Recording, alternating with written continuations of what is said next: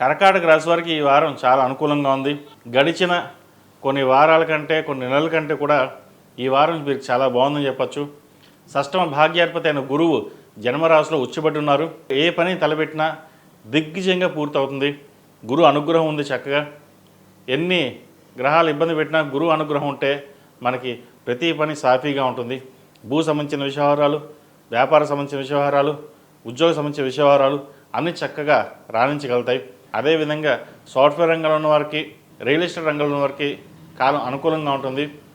బ్యూటీషియన్స్కి, టెక్నీషియన్స్కి, సినీ కళా రంగాల వారికి కాలం అనుకూలంగా ఉంటుంది. విదేశీ పర్యటన ఎవరైతే చేద్దామనుకుంటున్నారో ప్రయత్నాలు ప్రారంభించవచ్చు.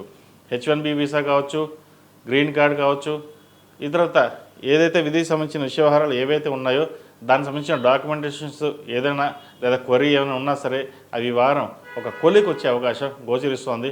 ప్రయత్నాలు ముమ్మరం చేసుకోండి. అదేవిధంగా వివాహ ప్రయత్నాలు ఎవరైతే చేస్తున్నారో చక్కగా వివాహం కుదురుతుంది. మంచి ప్రయత్నాలు కలిసి వస్తాయి. వివాహ ప్రయత్నాలు ప్రారంభించండి. అదేవిధంగా సంతానం సంబంధించిన విషయాలు కూడా చక్కగా రాణించగలుగుతారు. ఈ రాశులు జన్మించిన విద్యార్థులకు కాలం అనుకూలంగా ఉంది. మంచి పొజిషన్కి వెళ్ళే అవకాశం కూడా గోచరిస్తోంది. ముఖ్యంగా వైద్య వృత్తులు ఉన్న వారికి, సాఫ్ట్వేర్ రంగంలో ఉన్న వారికి, MBA, finance sectors, chartered accounts, document writers ఈ రంగాల వరకు బాగుంది. అదేవిధంగా న్యాయ వృత్తిలో ఉన్న వారికి, పోలీస్ శాఖలో ఉన్న వారికి కూడా చాలా అనుకూలంగా ఉందని చెప్పవచ్చు. సినీ కళారంగాల వారికి చిన్న ఇబ్బందులు ఉంటాయి. అదేవిధంగా ఫుడ్ ఇండస్ట్రీ వారికి, చిరు వ్యాపారస్తులకు, కూరగాయల వ్యాపారస్తులకు కొంచెం నత్తనడుగా ఉంటుందని చెప్పచ్చు. మొత్తం మీద వ్యాపారపరంగా ఇబ్బంది లేని వాతావరణం మటుకి ఉంటుంది. ఈ రాశిలో మించిన స్త్రీలకు వృత్తి ఉద్యోగాల పరంగా, వ్యాపారపరంగా అనుకూలంగా ఉంటుంది. మంచి అవకాశాలు కలిసి వస్తాయి. వచ్చిన అవకాశాన్ని మీరు సద్వినియోగపరుచుకుంటారు. ఏదైనా సరే భాగస్వామి సలహాలు తీసుకుని ముందుకు వెళ్ళడం చెప్పదగినది.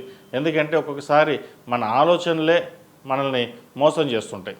ఒక నిర్ణయం తీసుకుంటాం, అది తప్పు అవుతుంది. ఒకరిద్దరిని సలహాలు తీసుకుని అది కరెక్టా కాదా ఆలోచించి ముందుకెళ్ళడం చెప్పదగింది. భూ సంబంధించిన వ్యవహారాలు ఎప్పటి నుంచో సేల్ కానీ భూమి ఏదైతే ఉందో అది సేల్ అవ్వడం, కన్స్ట్రక్షన్ చేయడం, అదేవిధంగా ఒక ఫ్లాట్ కానీ విల్లా కానీ కొనుగోలు చేసే అవకాశాలు ఎక్కువగా గోచరిస్తోంది. ప్రయత్నాలు ప్రారంభించవచ్చు. అదేవిధంగా ఈ కార్తీక మాసం నెలలు ఓం నమస్తే ఒత్తులతోటి, నువ్వుల నూనెతోటి దీపారాధన చేయండి. ఉదయం సాయంత్రం.